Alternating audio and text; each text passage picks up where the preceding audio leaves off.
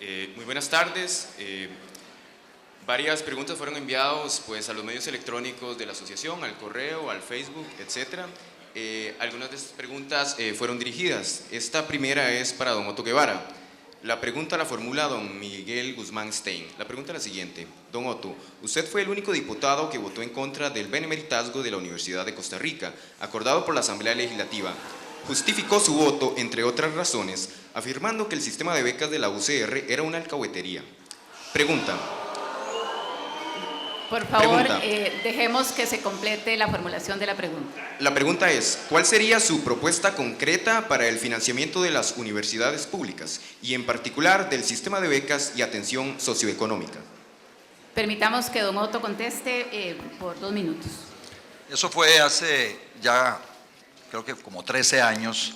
No me recuerdo que esa fuera la argumentación. La argumentación que sí esgrimí en aquel momento y que la sigo sosteniendo, es que, a ver, la Universidad de Costa Rica, como cualquier otra universidad, como cualquier ente público, recibe transferencias del Estado, de todos los pagadores de impuestos, van a la caja única, transferencia para la UCR, la UNA, el TEC, UNED, pero no solo para eso, para el Patronato Nacional de la Infancia, para otra gran cantidad de entes públicos. La universidad también y las universidades tienen en sus leyes constitutivas una serie de objetivos. Y el objetivo es brindar servicios educativos de calidad, trabajar en investigación, formar personas integrales, etc. Y entonces la reflexión que yo hacía en aquel momento, tenía pocos años de haber dejado de ser profesor de la Universidad de Costa Rica por 10 años, yo soy graduado de esta Universidad de Costa Rica, conozco la forma en que muchos docentes son contratados y el tipo de clases que dan a los estudiantes, que muchas veces no es de la más alta calidad, dicho sea de paso. Y entonces, en esas condiciones, lo que decía es, ¿cómo le van a dar un benemeritazgo a una institución que tiene que hacer lo que tiene que hacer, supuestamente por ley? O sea, básicamente lo que hay que hacer es exigirle que cumpla con su mandato, con sus objetivos. Eso fue lo que dije en aquel momento y lo sigo sosteniendo. Es un sinsentido darle un benemeritazgo a una institución pública que recibe dinero de todos los costarricenses para que haga y cumpla con ciertos objetivos. Por eso me parecía un sinsentido y lo sigo opinando. Muchas gracias. Gracias, don Otto. Perdón, becas, financiamiento. Brevemente, don Otto. Sí. Mencionó José María Villalta que CONAPE no está funcionando. Yo estoy totalmente de acuerdo. CONAPE no funciona como debe funcionar, está centralizado por acá, no hay posibilidad de que la gente saque un crédito en zonas alejadas. El sistema de CONAPE hay que cambiarlo, pasarlo a una banca de segundo piso, descentralizar la ejecución de CONAPE para que puedan las personas en sus lugares donde viven tramitar los préstamos e inyectarle más dinero a CONAPE para que las personas que no tengan dinero para poder estudiar puedan eventualmente conseguir un empréstito, como lo hacen hoy en la mayoría de las universidades privadas. Sus estudiantes se endeudan para estudiar en las universidades privadas. Don Otto, entiendo que la pregunta sobre becas era sobre el sistema de la Universidad de Costa Rica. Hay personas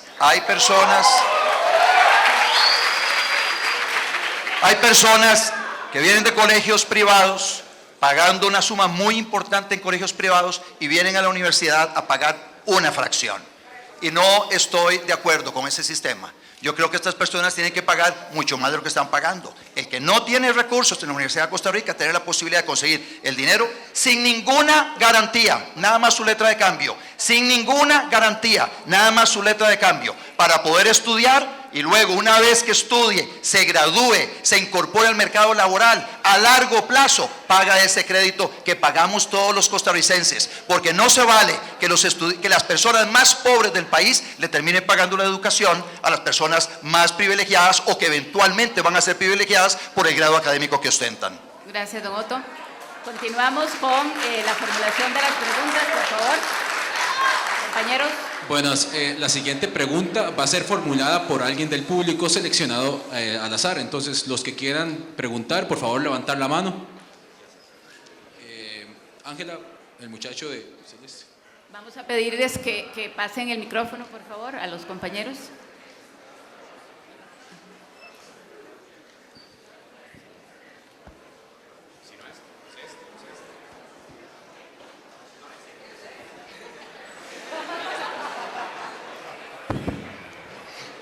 a don José Miguel y don Otto. Ustedes se lanzaron para presidente en el 98 y usted en el 2002, 2006 y 2010.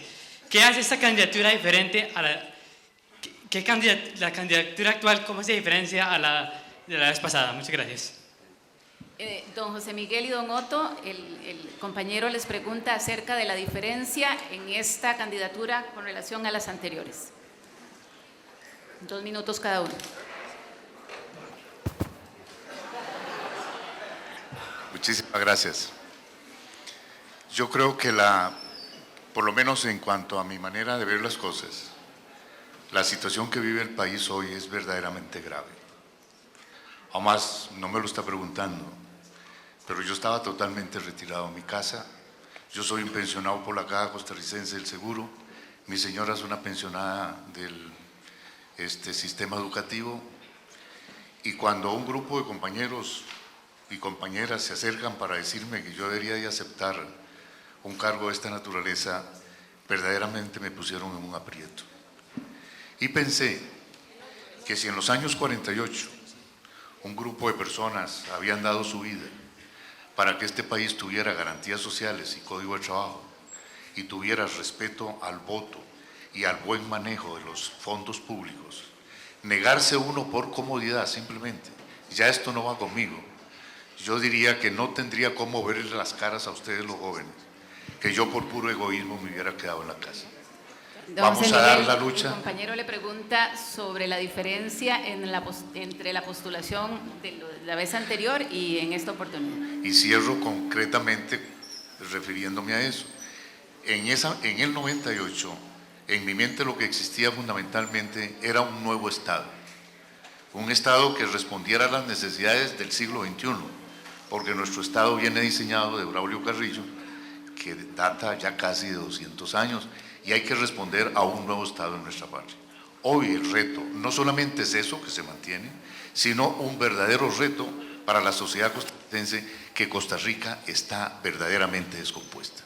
Si no hacemos algo los mayores para poderles heredar a ustedes una Costa Rica mejor, yo no tendría sinceramente camino por donde andar, que por puro egoísmo y comodidad me quedé en mi casa. Esa es la diferencia. Hoy es urgente la reconstrucción de nuestro país. Don Otto Guevara.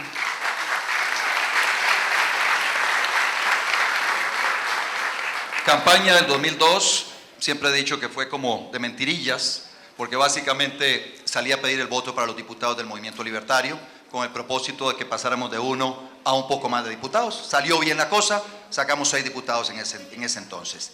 La del 2006 y 2010, esas sí fueron campañas políticas en las que hice mi mejor esfuerzo para ganar esas elecciones. Como se dieron cuenta, no lo logré. Obtuve en el 2006 8.3% de los votos y luego en la elección pasada el 21% de los votos. O sea, nuestro partido ha venido creciendo del 0.25 a un poco menos del 2, al 8.3, al 21% en el voto presidencial. Hemos venido creciendo y por eso consideramos que es un éxito la ruta que llevamos. Hay otros presidentes, hoy expresidentes en el barrio latinoamericano, que la han pulseado muchas veces también. El mismo Tabaré Vázquez que les mencioné fue como 4 veces, Salvador Allende fue como 4 veces, Luis Ignacio Lula da Silva la pulseó 4 o 5 veces. Así que entonces el tema de pulsearla... Silencio, por favor. El tema de pulsearla tiene que ver con un proceso de convicción en relación a que las propuestas de política pública que defiende nuestro partido son las que van a lograr resolver muchos de los problemas que venimos arrastrando hace mucho rato. Es esa convicción en que estas políticas públicas basadas en la filosofía de la libertad nos va a hacer a todos los costarricenses vivir mejor. Hoy tengo más canas, más madurez, más experiencia que hacen que yo como presidente del 2014 al 2018 sea un mejor presidente para todos los costarricenses, para construir puentes con todos los actores sociales, empezando por los colegas que están acá en esta mesa. Muchas gracias. La siguiente pregunta va dirigida a todos los candidatos, empezando por don José María Villalta. Seguimos el orden, ¿verdad? La pregunta dice lo siguiente: ¿cuál es el derecho humano al que más fundamento le darían en su posible, en su campaña y en su posible gobierno?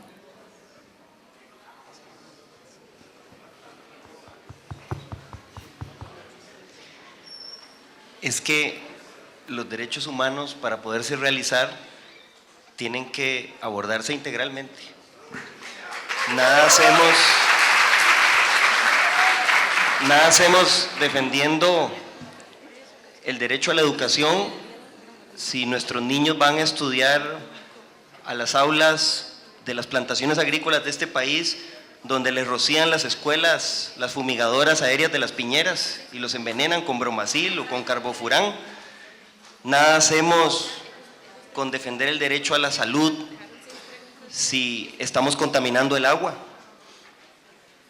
Y igual todos los derechos que ahora los llaman de segunda, tercera generación, dicen que el derecho al ambiente es un derecho de segunda generación. Bueno, pero ¿cómo? Es que sin proteger el ambiente no tiene sentido tener empleo si nos estamos envenenando, si se están contaminando y destruyendo las fuentes de agua. Hay que hacer un abordaje integral de los derechos humanos, así que yo no podría decir hay un derecho humano que está por encima de los otros, porque hay que verlo de forma integral. Pues obviamente hay gente que dice el derecho a la vida es muy importante, sí, pero la vida con dignidad, con justicia social, con trabajo, es la única forma en que queremos vivir la vida. No queremos vivir una vida como esclavos, Venció su tiempo, don José María. Explotados como sufren muchas personas en este país.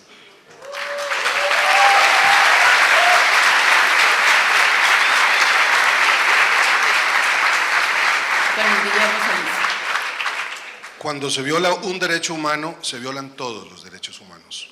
Cuando nos violan a una persona, sus derechos humanos nos los violan a todas las personas. No hay división posible entre los derechos humanos, no hay preeminencia de uno sobre otro y constituyen un todo que además es universal. Algo que debemos recordar, porque no hay límites geográficos, porque no hay género, porque no hay edad, porque no hay etnia, para su respeto y para su exigencia. Concuerdo en que poco se hace garantizando el voto si no se le garantizan los derechos a las poblaciones de la diversidad sexual. No se hace mucho garantizando la libertad de expresión y de prensa si simultáneamente se mantiene a presos sin condena en las cárceles de este país en una proporción escandalosa. Poco se logra garantizando el derecho a la vida si no hacemos un esfuerzo por la preservación del ambiente. Cuando se viola un derecho, se violan todos. Cuando se le viola el derecho a una persona, se le viola a todas las personas. Gracias, don Guillermo.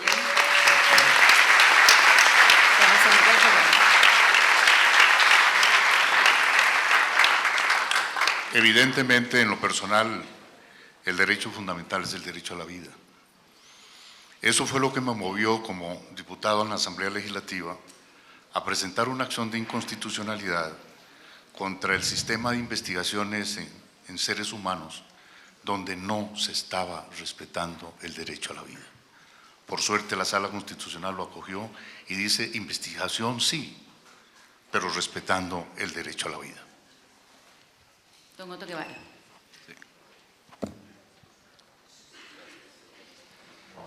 Esta es una pregunta importantísima.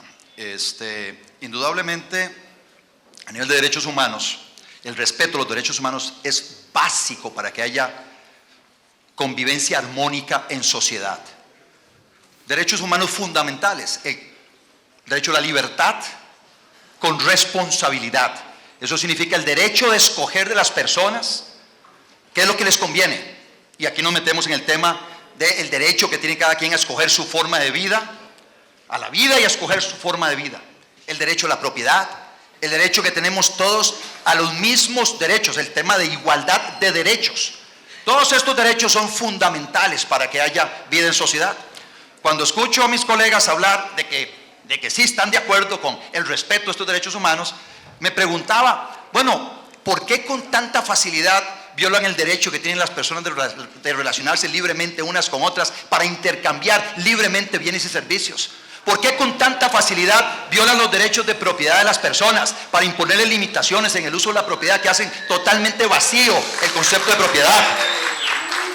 ¿Por qué con tanta facilidad le violan el derecho a alguien de escoger un proveedor de un determinado bien o servicio y apoyando monopolios. Todo eso violan derechos humanos. Por eso en el tema de derechos humanos es un tema que estudiantes de ciencias políticas, esto hay que analizarlo con muchísimo cuidado y profundidad, porque hay falsos derechos que involucran la violación de un derecho humano fundamental para su satisfacción. Por eso es muy importante el respeto a los derechos humanos para poder convivir en sociedad armónicamente todos.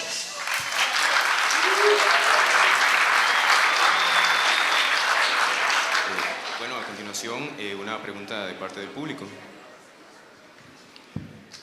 Buenas tardes, noches. Don Otto, me llamó mucho la atención escucharlo usted hablando de lo de las becas. Le cuento un poquito primero antes de hacerle la pregunta. Yo soy de Cóbano de Punta Arenas. Soy de una familia pobre, solo tengo a mi mamá. Estudio odontología, entonces no puedo pagarlo y tengo que sacar un crédito a CONAPE. Usted me está pidiendo a mí entonces que yo, después de sacar el crédito de CONAPE, o sea, tengo que pagarlo después cuando ejerza, también tenga que pagarle a la universidad lo que me da con la beca 11, que es la que yo recibo. Eso es lo que usted me está pidiendo, que yo tenga que pagarle crédito a CONAPE y también un crédito a la universidad. Gracias. Muchas gracias. Gracias. Por favor, vamos a dejar a don Otto Guevara para que responda. Don Otto, 2 minutos. Silencio, por favor. Decía que cada persona debe hacerse responsable de su vida. Cada persona debe hacerse responsable de su vida. Usted toma sus decisiones en su vida, todos los días. Qué estudiar, qué no estudiar, levantarse o no levantarse, estudiar o no estudiar, aplicarse o no aplicarse, agarrar su mesada o su beca y utilizarla en lo que usted quiera. Eso es su derecho. ¿Estamos de acuerdo? No podemos olvidar nunca cómo se financia el sistema de las universidades estatales. No podemos nunca olvidar que detrás de ese dinero hay cientos de miles de costarricenses que nunca van a tener ni siquiera la posibilidad de conocer por fuera la ciudad universitaria Rodrigo Facio, que son los que están haciendo posible que nosotros estudiamos en una universidad estatal. No podemos perder eso de vista, nunca. Aquí estamos ante un sistema Hood Robin. Le quitamos a los pobres para darle a personas que tienen algunos posibilidades económicas para pagar sus estudios, otros que potencialmente después de graduados van a tener mayores posibilidades de tener una vida muy superior a la de los indígenas en las reservas indígenas, a la de muchos de nuestros campesinos y personas pobres en este país. Por favor, silencio. Termino. ¿Qué es lo que estoy diciendo con eso? Que usted, que viene de una zona pobre, su familia no tiene posibilidades de pagar nada por sus estudios superiores, ni siquiera la posibilidad de vivir acá. Usted debería estar en condición, con solo una letra de cambio, de tener los recursos para que usted estudie su carrera entera, viviendo como estudiante y estudiando su carrera entera. Luego, 2 años después de graduado, metido en el mercado laboral, empezando a ganar como profesional, usted paga esos 10 millones, 12 millones, 13 millones, no sé, lo que hubiera costado esa carrera. Por favor, silencio. Este tema es muy relevante porque tiene que ver con la moralidad del sistema de financiamiento de las universidades. Los pobres, absolutamente pobres de este país, son los que terminan pagando los estudios de nosotros, los privilegiados que venimos a la Universidad de Costa Rica. Eso lo ha determinado. Eso lo han concluido estudios de este centro universitario, el Instituto de Investigaciones de Ciencias Políticas, el Instituto de Investigación de Ciencias Económicas han llegado a esa conclusión. Muchas gracias. Vamos. Silencio. Vamos a formular 2 preguntas más porque algunos de los candidatos tienen que retirarse. Nos dijeron que tenía algunas actividades después de las 6:30 de la tarde, así que formulamos 2 preguntas. Los compañeros escogerán si son preguntas de las enviadas directamente a la asociación o del público presente. Bueno, la siguiente pregunta es para don José María Villalta. La pregunta es la siguiente. En la entrevista que le realizó Telenoticias a usted en edición del mediodía, no precisa cuál día, usted habla de la corrupción como principal problema, pero ¿cree usted que este sea el único problema de las finanzas del Estado? ¿Y qué medidas tomará para reducir la deuda interna y corregir el déficit fiscal que permite los costos irresponsables y corruptos del ejercicio del poder? Don José María, 2 minutos, por favor. Sí, gracias por la pregunta.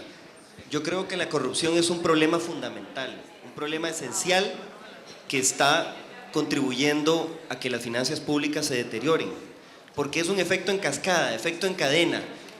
Los de arriba roban y dan un ejemplo que hace que otros funcionarios también consideren la posibilidad de robar y que la gente diga, ¿por qué yo no hago lo mismo?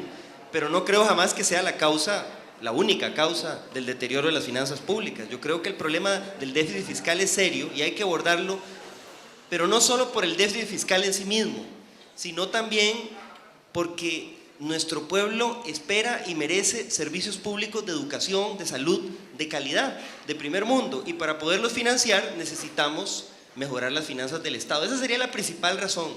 Y yo pues ya he dicho aquí que creo que es necesaria una reforma tributaria, pero no las que se han hecho en los últimos años, donde se quiere una vez más subir el impuesto de ventas y aumentar los impuestos que golpean a ricos y a pobres por igual, sino una reforma tributaria que realmente grave la riqueza que se ha acumulado en este país en los últimos años y que ponga a pagar a los más ricos de este país de acuerdo a su riqueza. Una reforma integral a la ley del impuesto sobre la renta, que está llena de huecos que favorecen la evasión de los grandes capitales. Por supuesto que también hace falta ordenar las finanzas públicas, frenar el despilfarro de consultorías y otras medidas de austeridad y de manejo racional del gasto, pero nunca a costa de sacrificar los programas sociales como ha hecho este gobierno, que le recorta recursos al Patronato Nacional de la Infancia, a los albergues del PANI, pero no recorta el derroche en consultorías o el despilfarro de la trocha. A eso me refería en la entrevista de Canal 7. Gracias. Gracias, don José.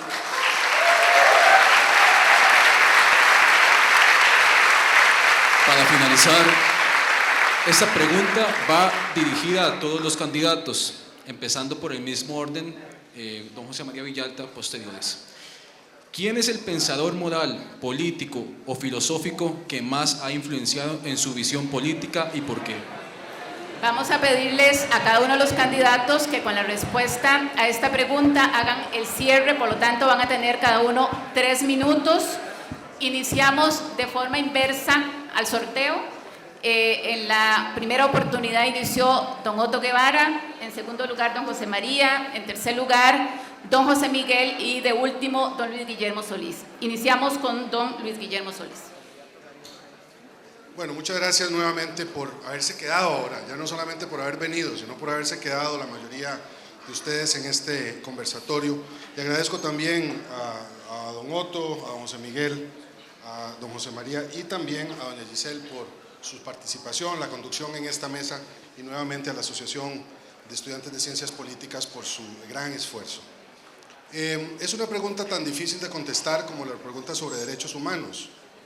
Cuando, en mi caso, porque tengo décadas desde que estaba en la escuela, de estar aprendiendo de muchas personas, filósofos, de dirigentes religiosos, líderes políticos, dirigentes comunales, y a veces uno se da cuenta que ha aprendido mucho más de personas que no han escrito libros que personas que han escrito libros, pero si en alguna figura debería de pensar, y me honra hacerlo aquí, en esta universidad, porque sintetiza el pensamiento de una enorme cantidad de pensadores que han honrado a la historia universal, es Rodrigo Facio Brenes.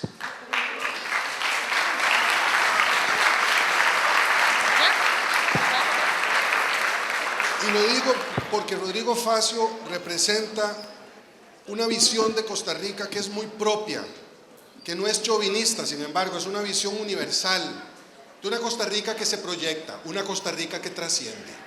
Es una Costa Rica que no ve ahora lo inmediato únicamente como una referencia a lo que está más allá del horizonte, más allá de lo inmediato.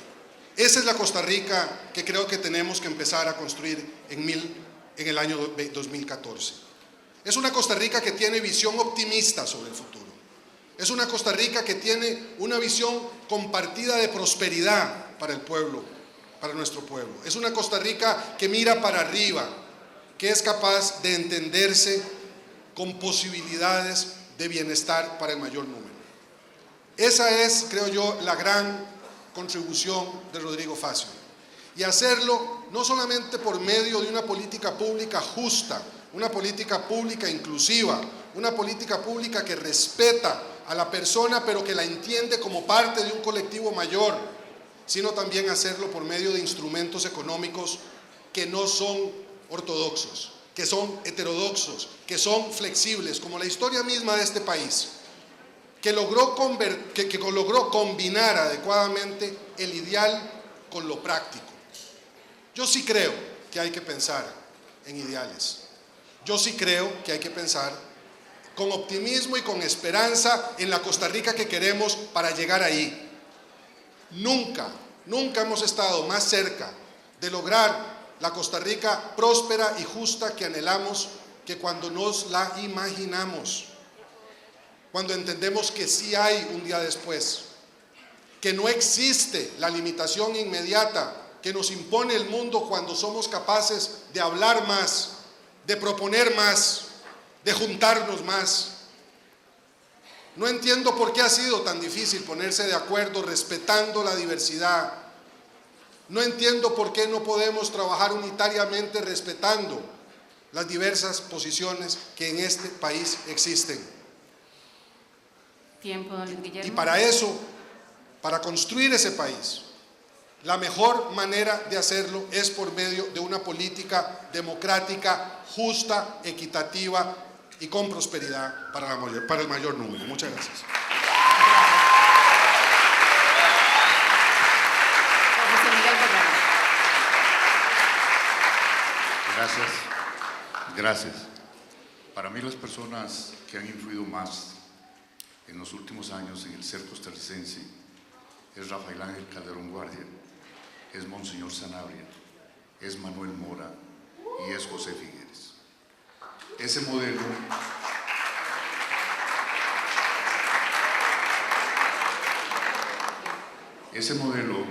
que lo podríamos denominar con los que tuvieron el poder, el modelo calderonista, figuerista, calderonista el bueno y figuerista el bueno.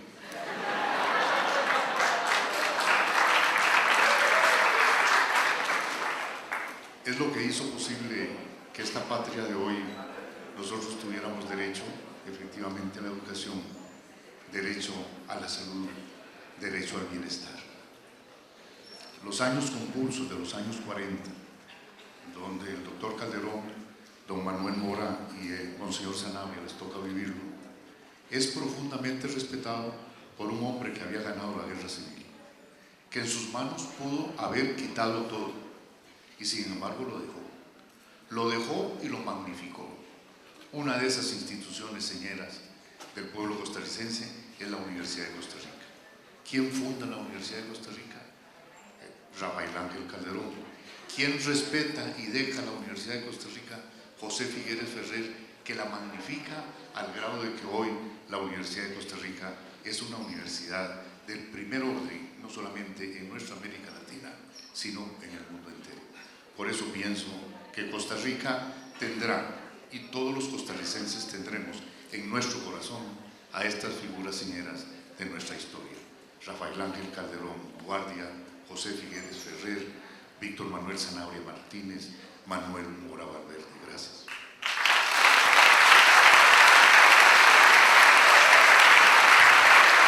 Don José María Guillermo. Bueno, muchas gracias. Realmente son muchos los pensadores de las más diversas ideologías políticas que me han influenciado. Si pienso en Costa Rica, empecé leyendo los cuentos de la tía Panchita, de Carmen Lira. Empecé a entender la realidad de la historia de este país leyendo a Calufa y Mamita Yunay. Y todavía leo los escritos sobre economía política, sobre la realidad social de Manuel Mora Valverde. Pero a mí quien me inspiró cuando estaba en la universidad fue un hombre que perdimos hace poco, que se llama José Merino del Río.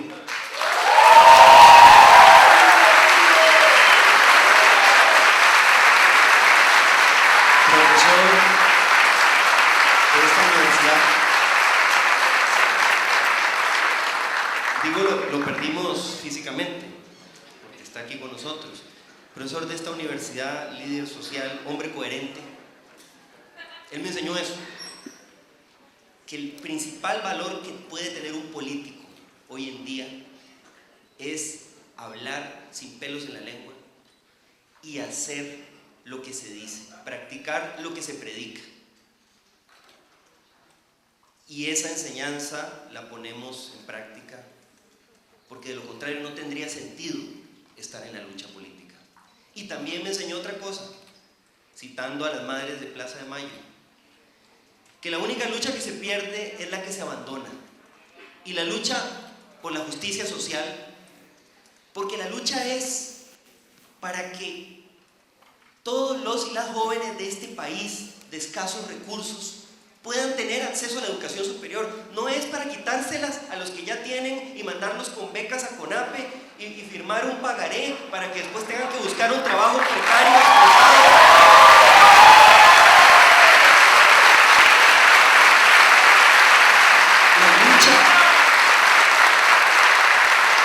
La lucha es para que todos los seres humanos puedan desarrollar plenamente sus capacidades y sus potencialidades y les podamos exigir de acuerdo a sus posibilidades, de acuerdo a sus capacidades, pero que todos los seres humanos que habitan esta tierra puedan crecer libres, felices y estar siempre de pie, con su dignidad intacta. Para eso estamos en esta lucha. Y sé que muchos de ustedes consideran que la política es un asco, que la política es una actividad cochina, y solo les puedo decir, tienen razón de estar indignados, indignadas por lo que ha pasado en Costa Rica, pero no nos quedemos inmóviles al borde del camino, porque eso es lo que quieren los saqueadores, los ladrones que han venido robándose este país. Que la gente que quiere un cambio, que está harta de lo mismo, se quede guardada en su casa, para así poder seguir haciendo lo mismo que han venido haciendo. Don José María, tiempo. Muchas gracias, muchas gracias.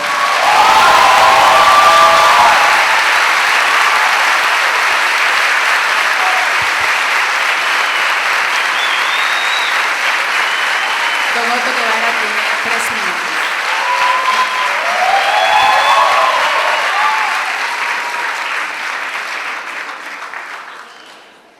Muchas gracias a la Asociación de Estudiantes de Ciencias Políticas por haber organizado este conversatorio, debate entre 4 de más o menos 12 candidatos presidenciales que vamos a participar en este siguiente proceso electoral. Muy complacido de compartir la mesa con José María, Luis Guillermo, don José Miguel, con ustedes como auditorio, estudiantes universitarios, muchos de ciencias políticas. He de decirles en relación con la pregunta que nos hicieron, que estudiando acá en la Universidad de Costa Rica, 5º año, Facultad de Derecho, llevando un curso de Derecho Público de la Economía, empecé a cuestionarme muchas cosas. Una de ellas era si era moral obligar a los más pobres del país a pagar por los estudios superiores de otras personas. ¿Es moral obligar a todos ustedes a pagar la pensión de alguno de nosotros? A mi juicio eso es inmoral. Es inmoral obligar a alguien a pagar por los estudios de otra persona y por la pensión de otra persona.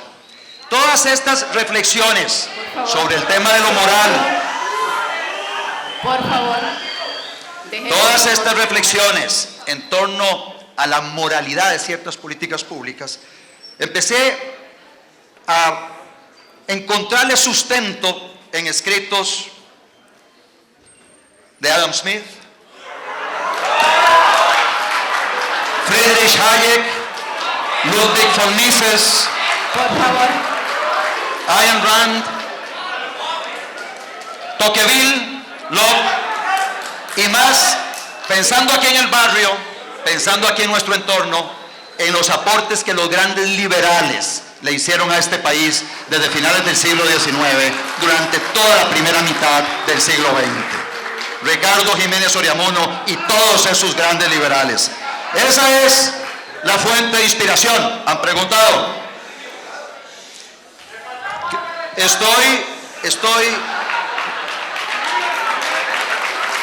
Decía José María Villalta ahora algo que me parece tan rescatable, todo este proceso tan valioso en el que ustedes nos han involucrado.